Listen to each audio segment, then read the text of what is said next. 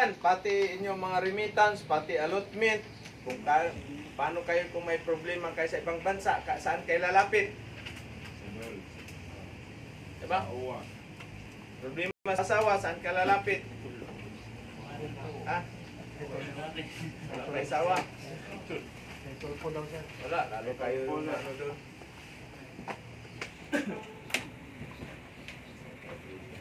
Kung may problema kayo, mag-message kayo sa akin.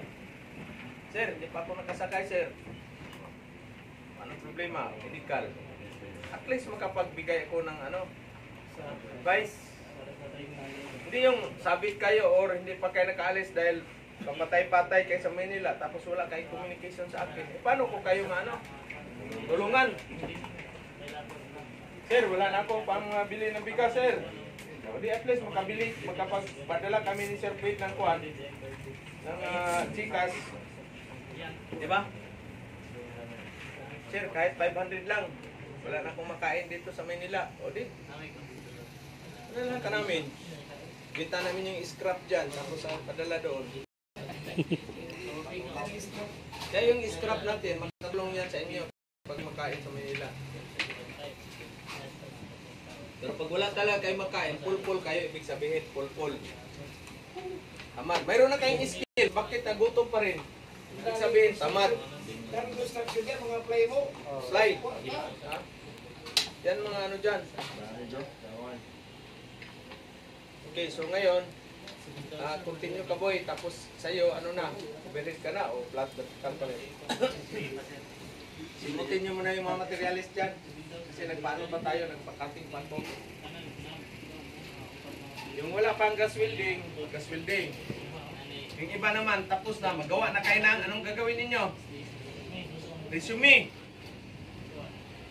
Akala nyo lang, yung resume, very important yan. Kasi dyan magbabase yung mag-interview sa inyo. Saan na babasehan ng interview? Apply ka ng Peter, wala kang mga resume. Walang basihan. Diba? So ang resume naman, kailangan tama yung mga ninyo doon. Kasi details, kasi ang mag-interview, nagbase yan sa resume. Tapos yung outside naman, sa personal mo na interview, ano ka ba? Saan ka ba nakatira? May asawa ka na ba? Ilan kayong ilang years na ba experience mo? Ganyan lang naman yan. Pero yung mo doon, sa resume na work experience mo, siyempre titingnan niya. Kailan ka ba trabaho dito? At least, kung tama yung sagot mo. Diba? O ano bang ibig sabihin ng triple G? Kasi yan man ang ninyo. Loka Brothers. Loka Brothers, sir. Puro mga Peter yan. Mga veteranong Peter yan. Diba? Hindi kagaya nung may doon. Ano ba yung GB Engineering ibig sabihin? Hindi ko alam yan, sir. Paano ka tanggapin? Wala. Mayroon kang certificate employment. Hindi mo naman alam yung ano ibig sabihin ng GB Engineering. Wala. Sipa-sipa ng lata ngayon. So ano trabaho niya ngayon doon? Boss, ano trabaho? Sayang dahil hindi inilagay sa kukutin niya yung during training dito. Focus kayo 3 months sacrifice. Pagdating sa Manila, sacrifice pa rin. Pagdating sa barko, sacrifice pa rin kayo para makuha ninyo yung Washington doon. Dollar. Yun naman ang purpose natin. Para maka-ahon sa kahirapan, kailangan kumita ng dollar. Dito, relax ka nga wala namang dollar. Doon, kita niyo yung pinost ko ng welder na Peter, ay yung sobra na sa kontrata, may nag-welding, nagtali pa ng safety harness, exhibition pa. Parang naglalaro lang din. Wala, yun. Pangit din pero. Pwede yan, ganyan. Pag nakita ka sa official, yung content niya yun sa niya po, maganda. Hindi maganda. Bakit kailangan ka mag-harness? Nandyan ang baba lang naman yan. Bakit kailangan ka dumapa? Gusto niya mapawi na sa sir. Baka na ako na sir. Sobra ng yan. Eh, kung gusto mong umuwi, gusto niyo umuwi, na hindi kayo pauwiin, manghuli kayo ng langaw. Ganyan. O, di ba? Uwi, kagad kayo. Ibig sabihin, nasiraan na kayo ng bait. Delikado na yung ano mo. Pero siguraduhin mo na hindi ka na makasampa ng barko ulit yan. Oh. Maraming ganyan. Nanghuli na ng langaw. O di pinauwi. Yung isa naman, umibak na naman doon sa forward. Dito, umibak. Di pinauwi. Running na eh. Tiyagain yun yung 10 months up to maximum 12 months. Hindi pwede na sabihin mo, ano po, uwi na ko, ayaw ko na magbarko. Karamihan yan ha, pagdating sa lupa, gusto na naman sa sampa. Report na naman. Pag nandun sa barko, gustong uuwi. Tapusin ninyo yung 10 months para makakuha kayo ng 1M. 1 million na unsa. Kukuha ng 3 1 million na. Ay, yan.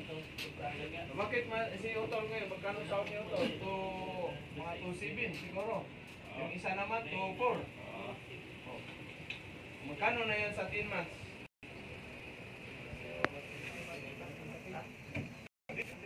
Isang buwan, magkano na yan 2.7?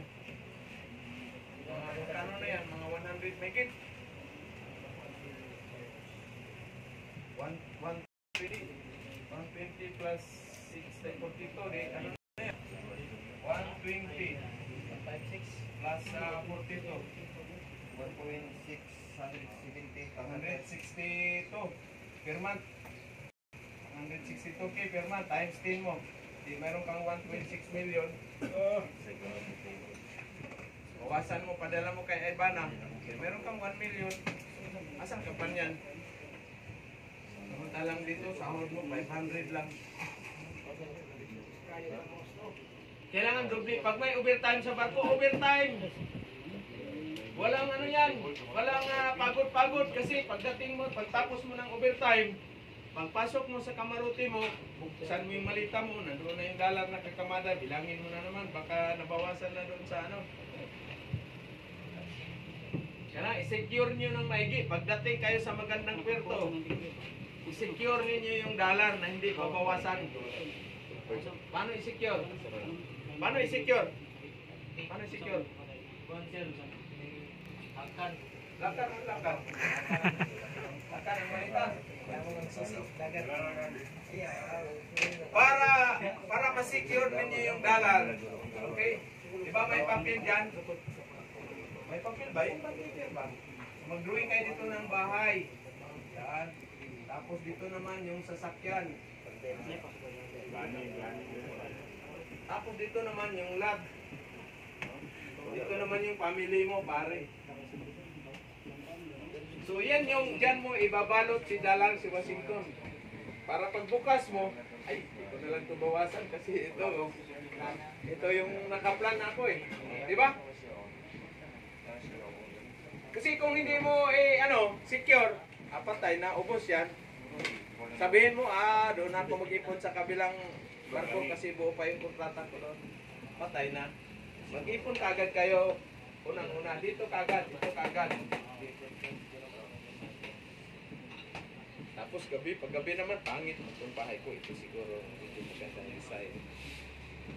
Future planner. Hindi, ano talaga niyo yan. Maniwala kayo kasi, pag ano ka ng luti, tapos asa ka rin banda, maganda lagay ang bahay. Your side.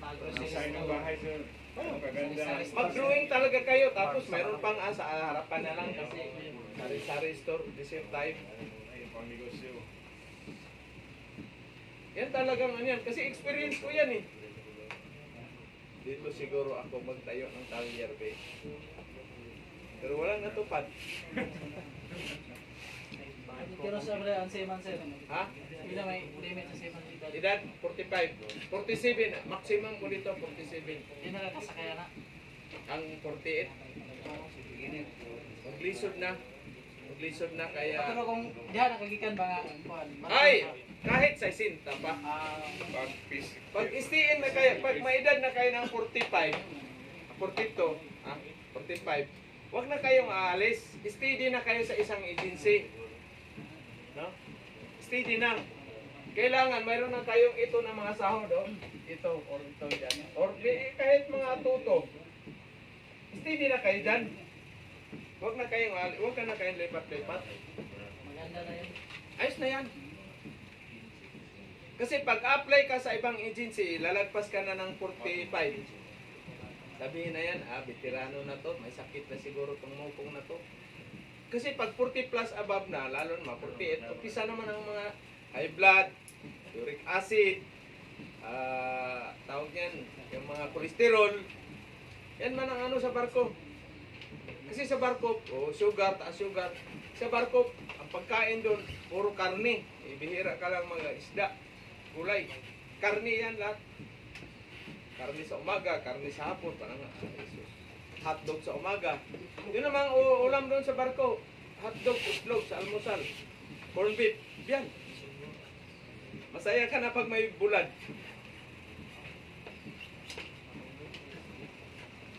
Kaya yan ang ano ninyo, bagong mga generation ng mga seaman. Ito kagad. Para hindi. At saka isa pa, sa allotment ninyo, huwag kayo mag-onboard ng malaking pira. Ipasok niyo na kagad sa self-allotin ninyo. Huwag doon kay misis, maubos yan. Pag uwi mo, walang laman yung passbook na lang naiwan, walang laman yan. Scatter na. Oh. Wala na. So ikaw ngayon, mahirapan ka naman ngayon. Paano ang allowance mo sa Manila? So pagwardyahan mo na naman yung alahas mo ngayon doon sa ano. Mahirap sa Manila pag wala kang pira na yung seaman ka na. Experience ko kasi yan. Experience ko yan. Kasi mga kapatid ko nag-aral. Kulang mag-isa, may pamilya pa. Talagang may chicks pa. Eh siyempre, ano naman si Coco Martin ng kabataan, talagang tirador yan. Ha? Diba? Pero na-realize ko, walang nangyayari to sa buhay ko. Kailangan baguhin na yung baguhin na yung linya ba? Yung ruta ba? Ano naman kayo? Huwag na. Ayos na yan. Focus na kagad kayo sa pang-future ninyo. Itong full future ninyo dito. Kasi kung hindi kayo mag-focus dito, walang mangyayari yan. Dapat mayroon kayong target. Okay, mga 10 to 15 years lang ako magbarko. Kung kaya lang 5 years, 5 years, dito na. Ano na kagad kayo? Kasi papayag mo kayo hindi, ano din kayo? Titigil din kayo pagbarko. Titigil din kayo. Kahit gaano pa kalaki ang sahod ninyo yan, tigil pa rin. So habang maaga pa, bata pa, ma-engineer niyo yung ano ninyo, mayroon ka na dito. Pero itong bahay niyo, dapat huwag na kayo magbahay ng mga malalaki ha. Bukad doon lang, 3 kwarto. Huwag na yung malalaki. Pauli na ninyo ito. Unahin ninyo, anong unahin ninyo? Ito, farm. Farm, tapos mayroon kagad kayong kunting business. Okay? Huwag na yan muna. Darating din yan dyan. Nagsiman ako, wala man akong sasakyan. Wala man. Kahit multicab, wala. Kahit nga motor, wala eh. Hanggang ngayon, wala pa rin. Kanya na naman ang buhay. Mayroon tayong bisita dito na seaman, taga dyan sa Kabadbaran. Una, wala siyang pinatay, walang bahay. Anong inuna niya? Ito. Hindi. Hindi business. Lupa, ito inuna niya. Namili ng lupa. Maraming lupa dyan sa Kabadbaran. Ito. Nagpunta dito, EB yun. Dito. Punta siya. Lupa. Ngayon, ano nangyari sa kanyang mga lupa? Tinayuan ng poultry. Ang dami na siguro, mga 10 sigurong poultry yung ano niya ngayon. Boarding house kasi. Walang boarding house. Poultry. Ay, yung isang poultry, isang building, ilang milyon? 25 million. 15 to 20 million yung halaga. So, nakatayo na siya ng bahay. Dubli-dubli na yung sakyan niya. Kasi nanuman siya doon sa ano, meron man siyang na-partner na siya nang nag-manage. Karamihan kasi seaman, inuna kaagad to. Lahat naman, 80% ito kaagad, balakihang balayan. Laki ng sahod, meron pang angkla sa gate. Karamihan ba yung seaman? Merong logo na angkla. Ito, trademark, seaman kagad ito. Meron nga rin sa amin sir, laundry niya sir. Barko telepon pa sir. Laundry? Tatlong palapat laundry. Anong nangyari sa laundry niya? Malakas sir. Ayun lang ma-identify mo talaga na kriman siya. Kasi barko eh. Barko ang forma. Oo, sa gilid ng ilog. Kayo, Laundry yung... para ma-identify kayo, lagyan niyo welding machine sa gate, pulo drawing. Peter ito.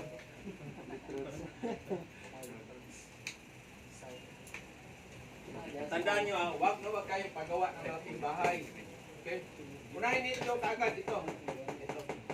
Kahit wala kayong bahay na malaki, maliit lang, basta ito kaagad. Wag naman yung nasa bundok, malayo yung nyo. Farm. Pero kung mayroon siyang kalsada, accessible, yan, pwede yan.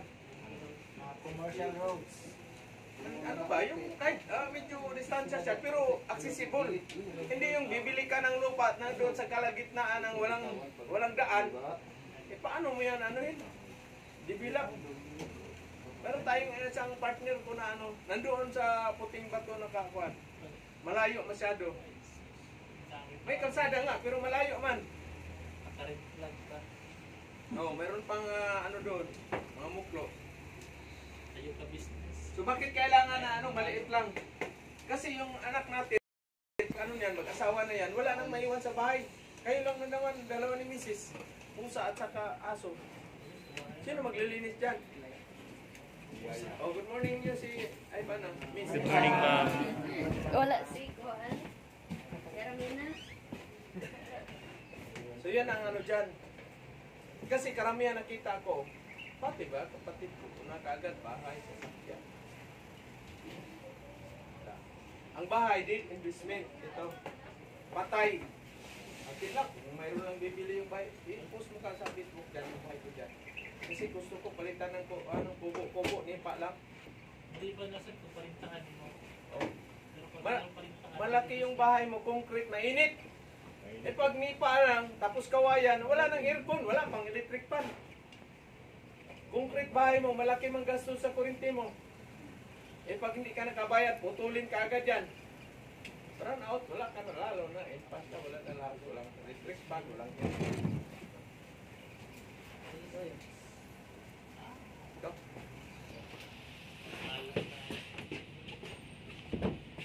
So yun ang ninyo. Kayong lahat dapat this year makasampa para next year magbaba ninyo 2025 meron na kagad kayong lupa. Galing. Kahit mga lang 140 hectare. Yan. Or yung mga lot na mga binibintang mura. Util-util. Investment mo yan. Ilang years pa lang yan. Patulogin mo lang yan sir. Ilang years. Bibili na naman ng ilang milyon yan. Mataas yan.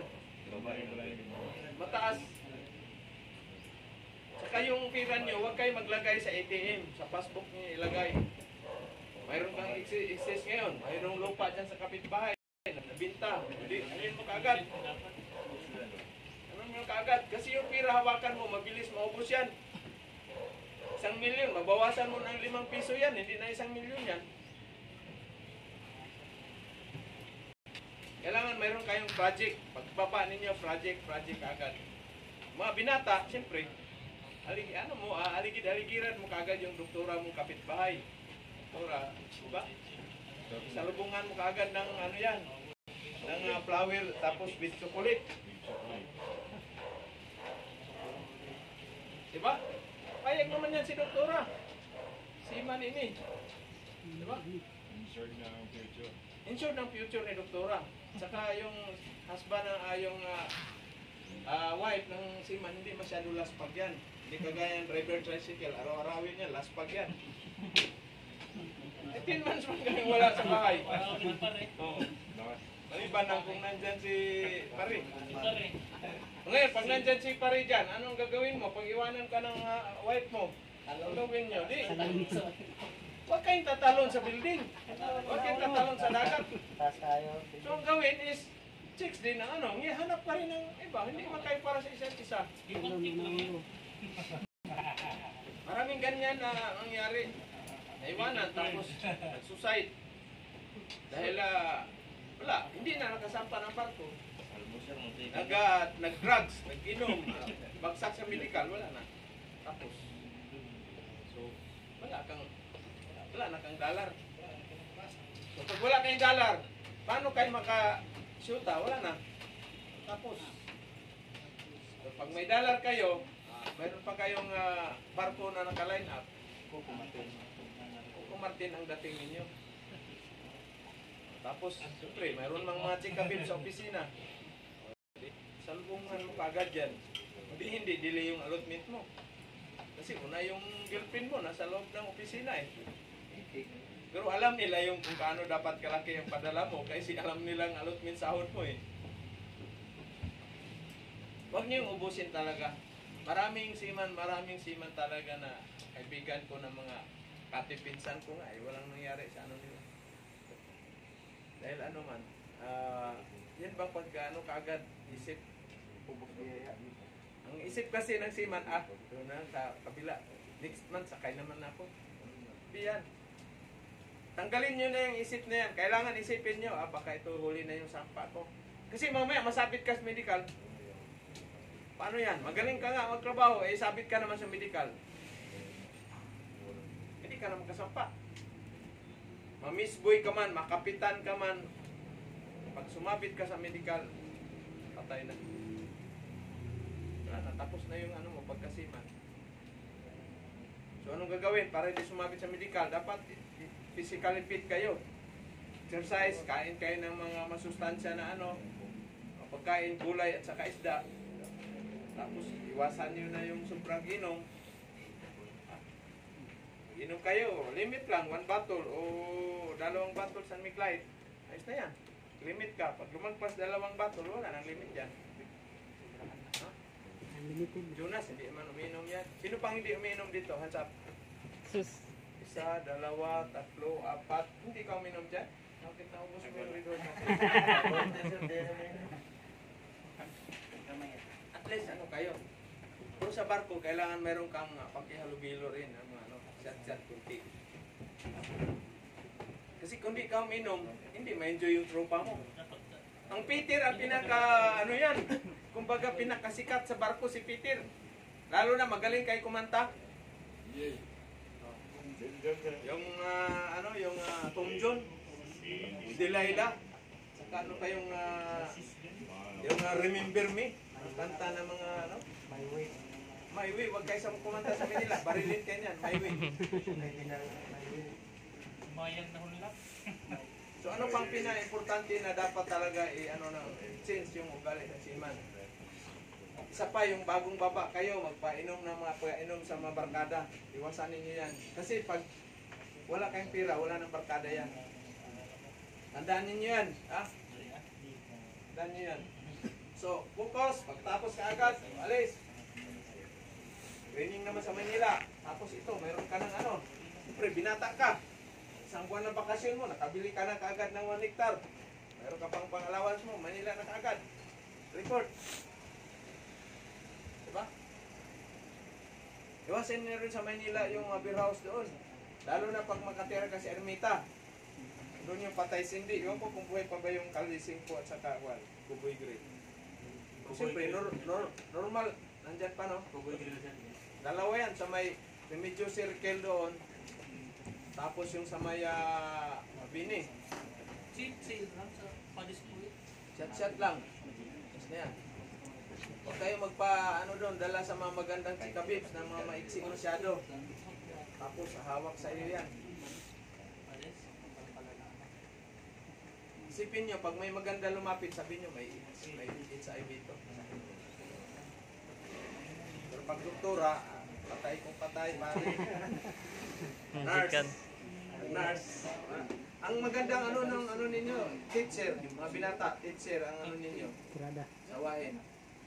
Busy man sa sa lesson plan. Pero wag yung teacher doon sa bundok, asahin kasi habal-habal driver din maghabal yan. Kasi bro, kung yung habal-habal rin, nasiraan man tayo, andoon man, malayo man, fast na. Patay na. Pero na kayo, ipon mo na, invest mo na bago mag-asawa. Ilang taon ka na ba? 19, sus, batang bata. Ako nag-aral, ang nag-asawa ko 29. 29. Ngayon, hindi, 29:30. At least makapagpundar na tayo, di ba? Meron na kayong pundar. Huwag kayong bibili ng sasakyan. Kasi yung naiwan, pahayahay. Ang magpa-repair sa sasakyan, si Siman. Wala. Malapit lang mga school sa bata. Okay lang. Sakay lang, commute. Kasi ikaw rin magpaparepair. Kawawa ka rin si Man. Gala ng gala pa yan. Driver, hire ka ng driver, patay na. Paswisis. Okay. Ngayon, mag-pipe fitting yung iba, hindi pa naka-pipe fitting. Tapos bukla sa makina, tapos gas welding. Tapos plate, continuous yung ano, no? Mamaya, makuha natin yung ano siguro, steel plate.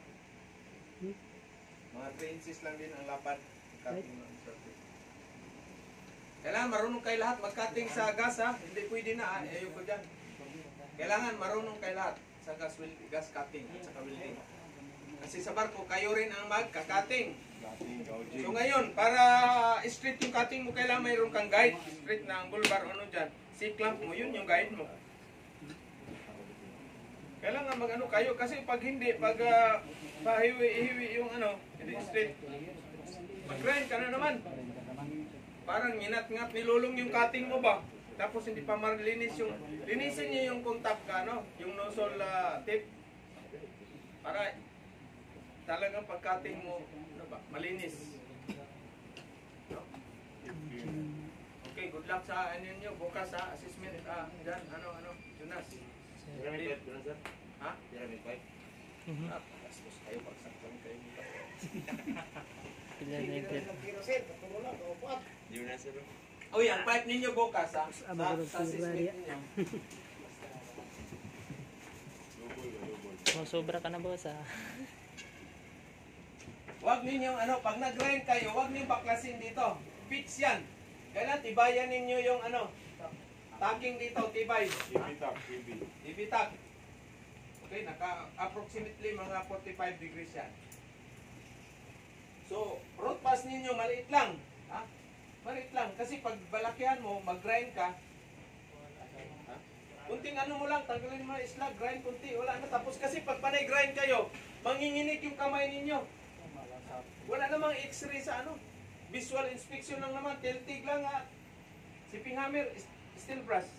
Kasi kung mag-grind ka pare, manginginig yung kamay mo pa, pangit naman yung hinang mo. Kasi nginginig ka na eh. Tapos kuha pa, gutom pa, wala ka pang almusal. Dapat mag-almusal muna kayo bago mag-ano. Tubig, mayroong tubigan. Pag ngalay ka, relax, tubig.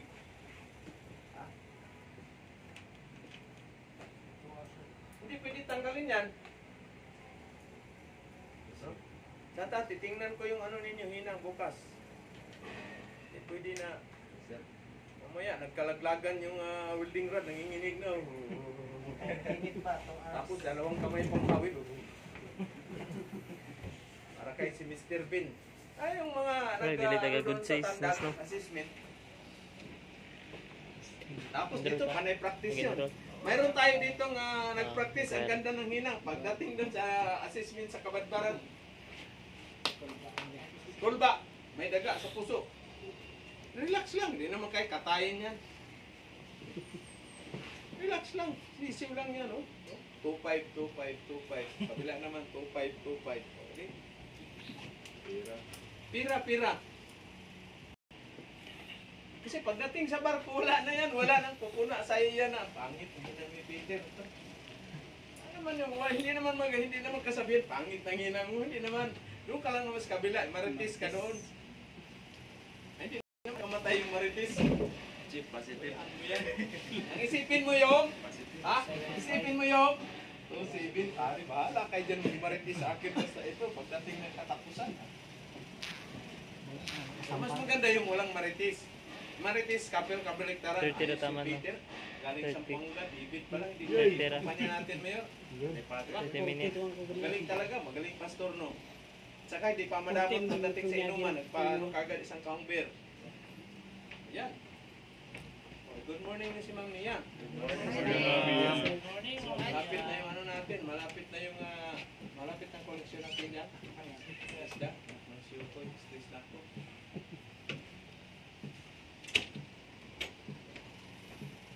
Basta sa barko, ang importante yung attitude ninyo pare. Tandaan ninyo ha, wala nang tatalo pa.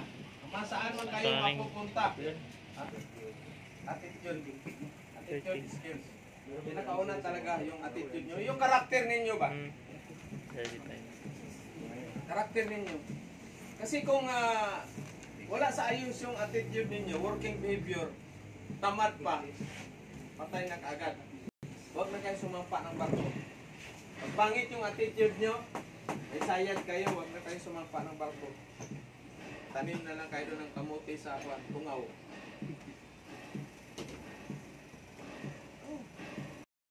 Kahit mahina ka sa trabaho, pag ayos yung attitude mo, magaling ka, masipag ka, tulong ka doon. Tapos si Wiper naman, to, ano mo niya, Pit, ganito, matiklik yan, Pit. Kasi si Wiper, veterano na yan si Wiper. Si Wiper ang nakakaalam sa ni Peter kung paano yayariin. Partner, bago man akong sampa, galing mo kong good choice, turuan mo kung ano kayo magandang diskarte dito. Kailangan open-minded din kayo sa Wiper, kasi may mga Wiper na nag-training din ng Peter yan. Eh kung ano ka, sisiga-siga, product ako ng good choice, wag kang alam dyan, ito. Sino tutulong sa'yo? Wala. Kahit magbit-bit ng maso or martil, hindi ka tutulungan dahil wala ka sa ayos.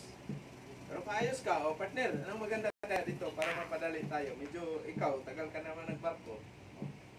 Madiskarte ba? Ganito yan, Pit. Tanggapin mo. Kasi dagdag mo ng kaalaman yan eh. Kahit alam mo na, partner, ano mang diskarte nito natin ngayon? Tapos, pagka ano na, partner, ano, gusto mo mag-Peter?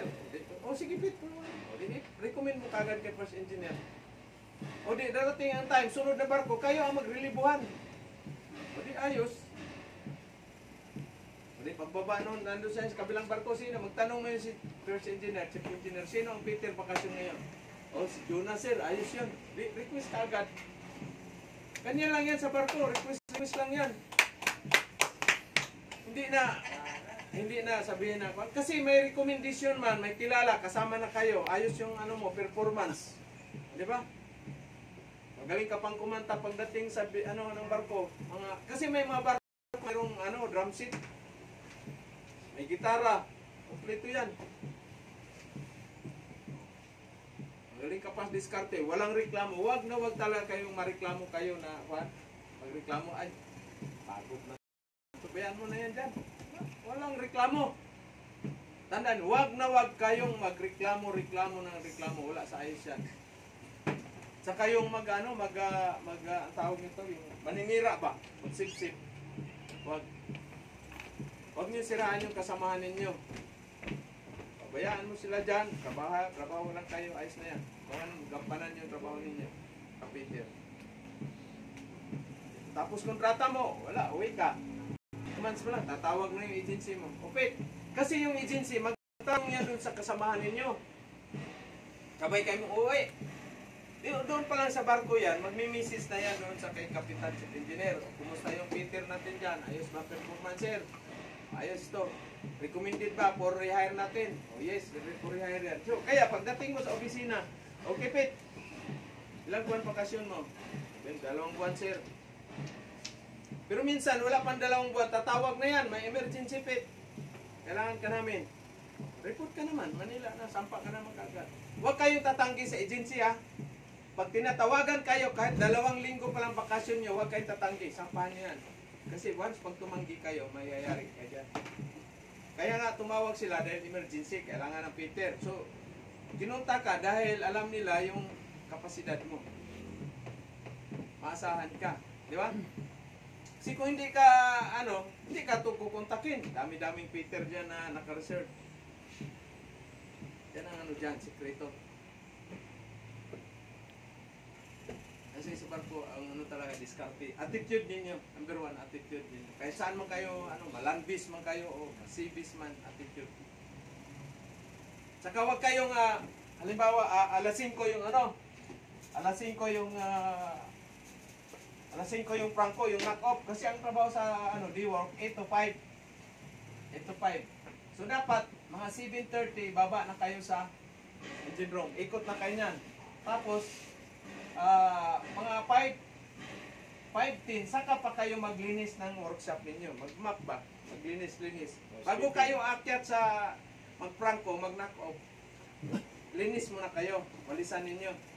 Kahit gano'n magka-emergency, trabaho yan. Kahit gano'n ka-busy kayo. Yung welding machine, i-switch off no. Yung oxygen, acetylene, valvula, isarado ninyo. Hindi yung 4:45, naghuhugas na, na. Hindi yan.